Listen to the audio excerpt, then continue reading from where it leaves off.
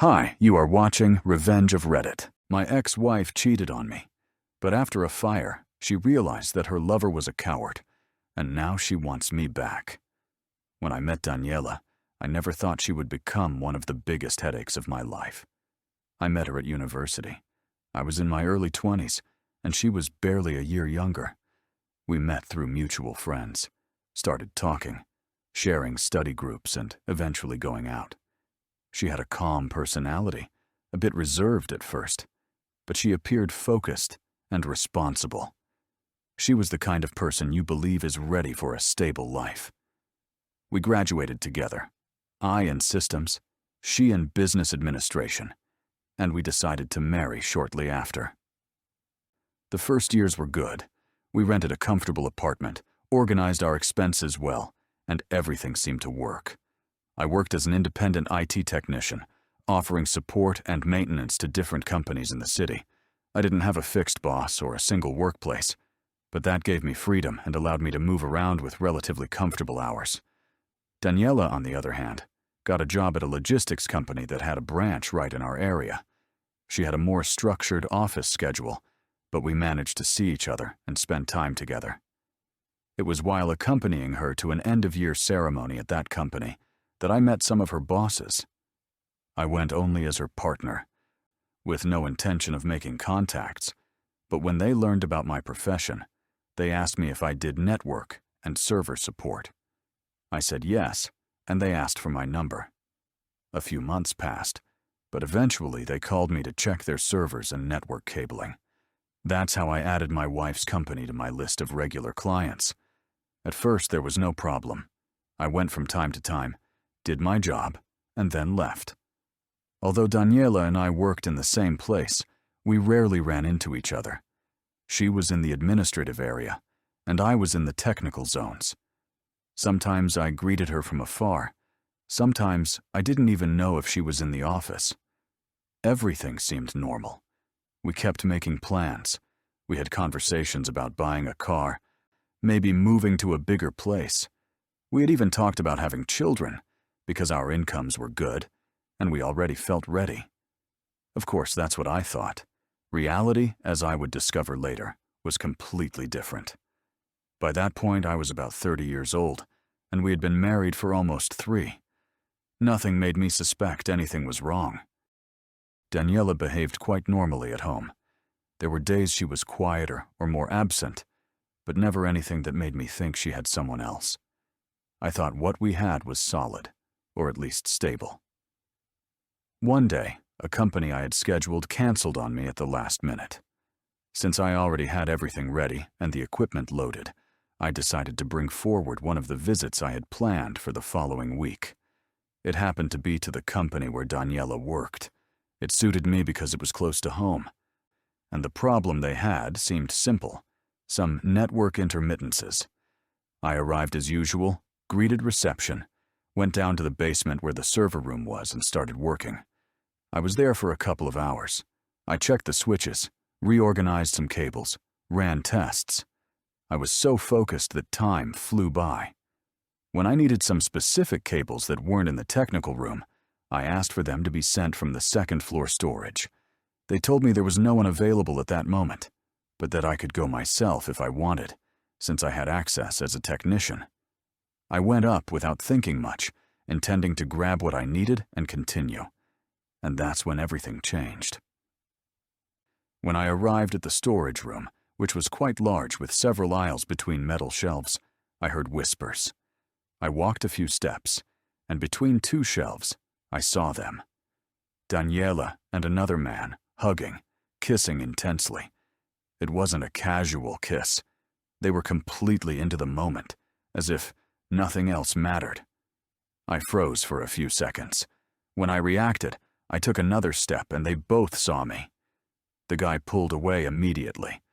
Daniela froze. The silence was so tense, it felt like the air was cut in half. She didn't say anything. Neither did I. I just turned around and left. It made no sense to cause a scene there. But inside, my blood was boiling. My hands trembled with rage and disappointment. Later, I found out the guy's name was Sergio. He worked in the operations area, and apparently it wasn't the first time he got involved with married women.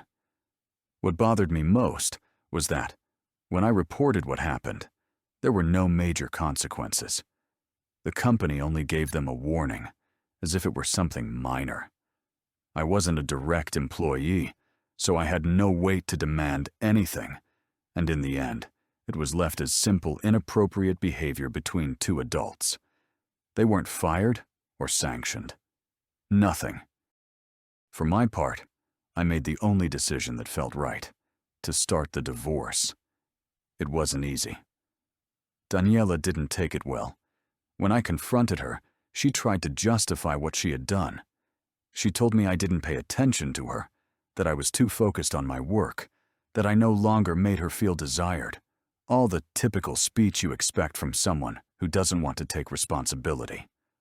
On top of that, in the middle of the argument, she blurted out that Sergio was more of a man than I was, and that he made her feel alive. I told her I didn't want to argue anymore, that we should sign the papers and each go our own way. The legal process was quite fast because we had no children or high-value shared assets. Each kept their own things. She moved into an apartment near her work, and I continued with my routine. It took me a few weeks to refocus, but I did it. I kept working, expanding my client network, focused on my life. Since the divorce, which was finalized about 8 months earlier, I had gone a couple of times back to the logistics company where Daniela worked. It was part of my job, and I didn't want to lose the contract just out of pride. Luckily, during those visits, I didn't run into her. I just went in, did what I had to do, and left. I preferred to keep everything strictly professional. As long as they didn't cause me trouble, I wasn't going to cause any either. So when they called me again to check a problem with network intermittence, I didn't hesitate. It was just another job from a regular client. I had no reason to suspect that day would mark a before and after in my life. I arrived around noon. The place was strangely empty for that hour. At reception, they told me that most of the staff were at a corporate event, some kind of business lunch they were holding out back, outside the offices, as an anniversary celebration. Only a few administrative workers, security, and a couple of employees remained to keep things running. I obviously wasn't invited, but I didn't expect anything else. I went straight to my work. I went down to the basement where the servers and technical room were. It was an isolated space, with controlled temperature and no windows, as is usually the case. I set up and started working. I put on my headphones, connected the equipment, and focused on checking what might be causing the network problem. I lost track of time. I don't know how long I was down there, but probably more than an hour. I checked everything calmly.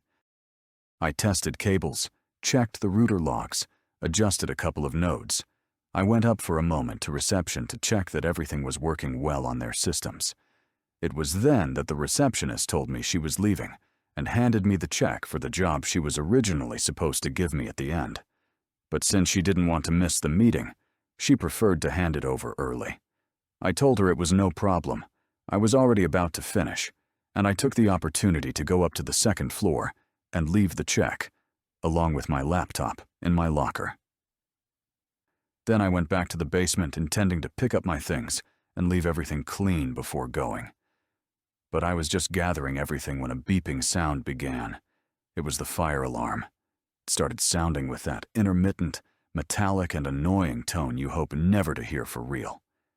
The sound didn't stop, and I concluded it wasn't a test or a failure. It was a real alert. I grabbed my things, closed everything quickly, and went up to reception.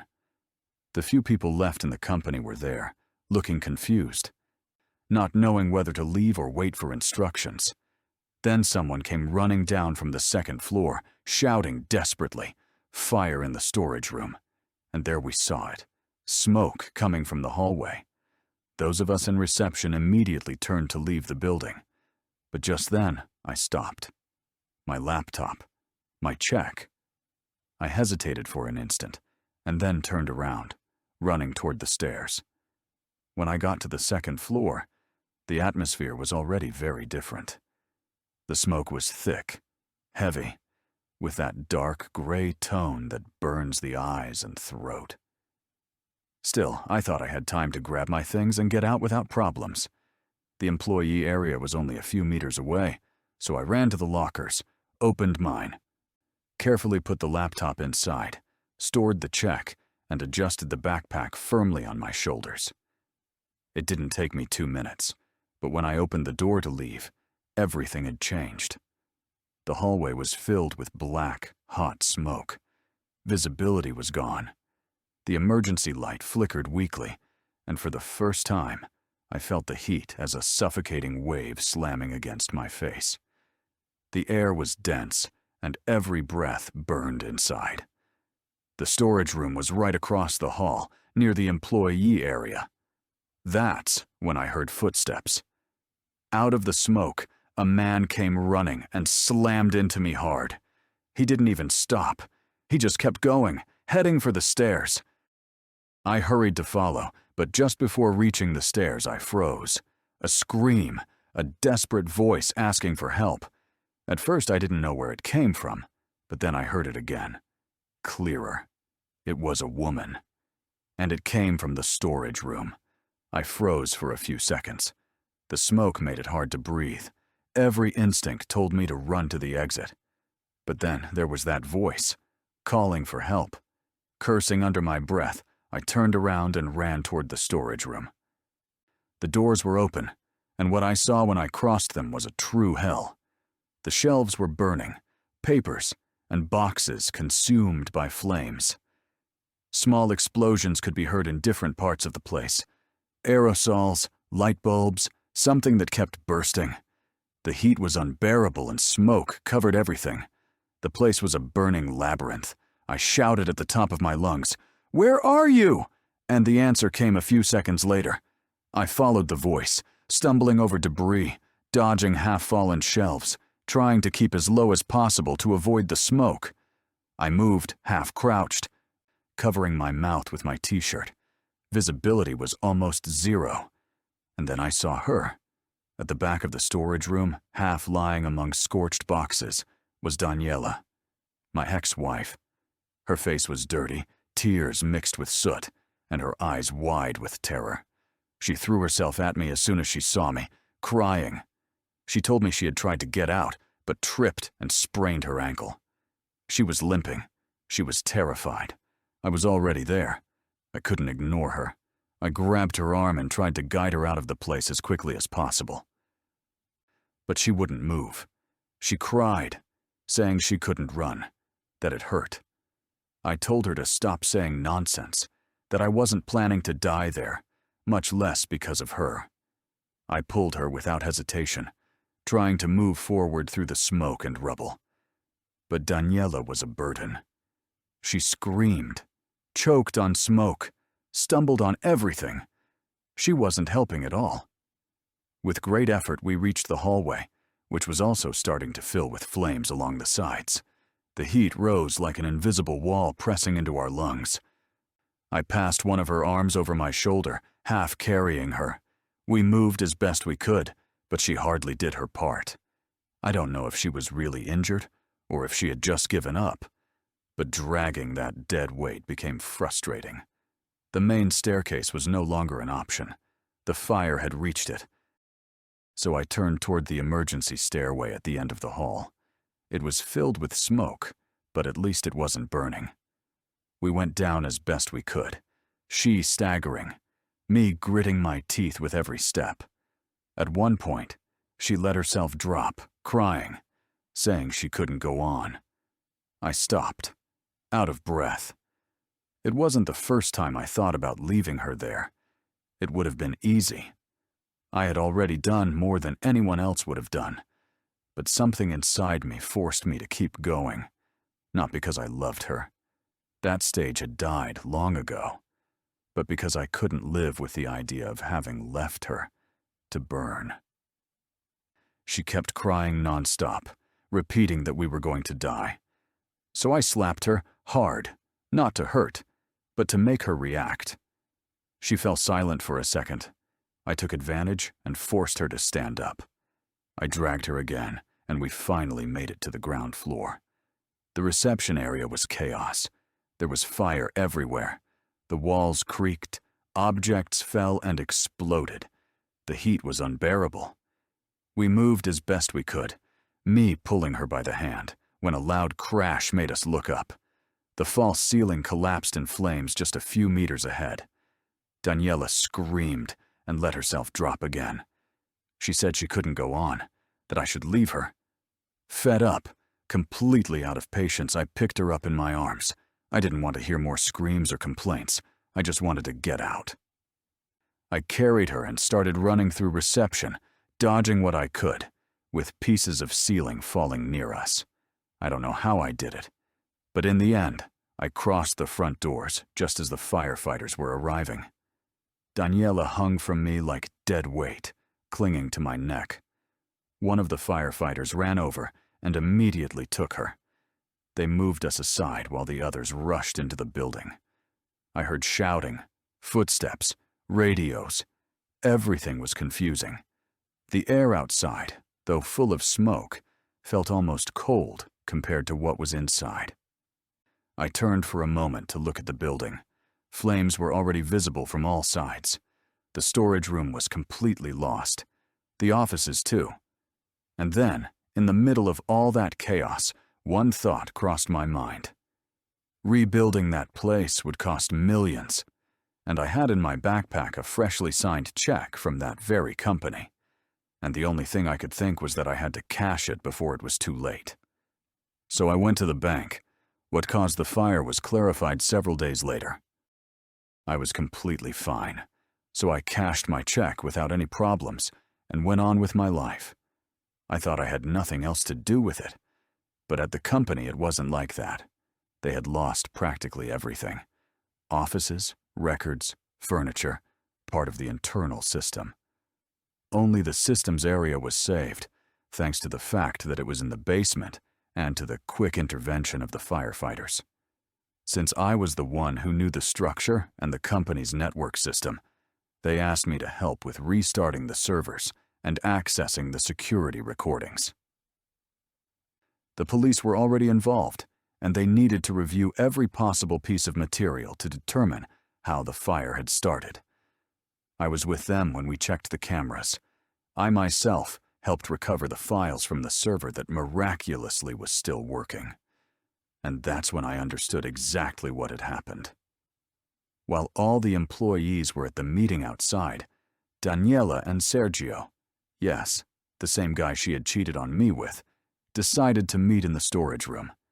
The footage showed Sergio entering first, alone, standing near an area clearly marked with no smoking signs.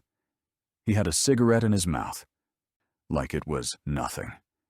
He smoked for several minutes, looking toward the entrance of the storage room. Then Daniela arrived. She looked around, as if making sure no one was there. And then Sergio threw the cigarette to the floor, stepped on it carelessly, and kicked it under a shelf. After that, both of them went together to the back of the storage room, to a door that led to the accounting records room. A closed space, no windows, and that by protocol should only be used briefly and for filing purposes. But they locked themselves inside. Minutes later, in the same area where Sergio had thrown the cigarette, small flames began to appear. The expert's hypothesis was that the lit butt fell near a basket full of papers, and that, in addition, there were remains of packing material on the floor. Nearby there was a box with bottles of industrial thinner. Something exploded. It wasn't clear what exactly, but the fire spread within seconds. The fire alarm went off shortly after. At that moment, no one came out of the records room. Several minutes passed. By then, there was already smoke and fire everywhere. The camera's visibility became minimal, but just before the system failed, Sergio was clearly seen leaving the room, covering his face and running between the shelves. He was the one who bumped into me in the hallway, the one I saw when I went to get my things. The guy ran away, leaving her there. After that, the warehouse cameras stopped recording. The heat eventually melted the system. The footage was conclusive. Sergio was charged with gross negligence, resulting in fire. The prosecution formally indicted him, and although he didn't receive an actual prison sentence, he was given 2 years of probation, plus a heavy fine for damages and a prohibition from working in industrial or logistics environments for 5 years. Enough to ruin his career. As for Daniela, she was immediately fired. There were no criminal charges against her, but it was clear she had broken serious internal rules, and her conduct had been negligent. Not only was she out of the company, but she was also marked by everyone who found out what happened. The company's losses were in the millions, all because of a secret fling during work hours. Almost a week after the fire, when I was coming back from shopping, I found her outside my apartment. Daniela said she hadn't been able to sleep without thanking me, that what I had done for her was the greatest thing anyone had ever done, that she owed me her life, that she had been stupid, that now she understood who the real man in her life was, that Sergio had left her there to die, and I, on the other hand, had risked everything to save her. I didn't say anything. There was nothing to say. I went inside without opening my mouth and closed the door. I thought she would understand then. But no. Since that day, she has become like a shadow. She writes to me every day. She leaves me messages, emails, even letters in the mailbox. She tells me she knows I still love her, that what happened was a test and that we can start over, that our relationship has a second chance, that saving her was an act of love, a sign that what we had never truly ended. She is completely out of touch with reality. The worst part is that her mother also started writing to me, crying, saying that true love exists, that what I did was an act of bravery and devotion, that I cannot deny her daughter a second chance after doing something like that for her. They talked to me as if it had been a movie-like rescue, as if I had thrown myself into the flames out of love, as if everything had been a romantic sacrifice, a scene worthy of a novel. But the truth is that it wasn't like that at all. If I had known that Daniela was in there, if I had known that she was the one who caused that disaster, if I had known that she was hiding with Sergio, if I had known that people lost their jobs because of her affair, I would never have gone near her. And the most absurd thing of all is that someone, I don't know who, took a photo at the exact moment I was leaving the building carrying Daniela in my arms. The image went viral. It appeared on social media with captions like, "The ex-husband who saved his wife from the fire." People got emotional. They built an entire love story that doesn't exist. Nobody knows what really happened, and nobody wants to hear it. They only see the image, the false narrative. Now I'm her hero. I never asked for that. I don't want it. I don't need it. All I can do is wait for silence to be enough for all this to be forgotten. Because if I try to request a restraining order against Daniela, no one will grant it. How do you explain to a judge that you want to keep away from the woman you saved from dying in a fire? No one is going to believe me.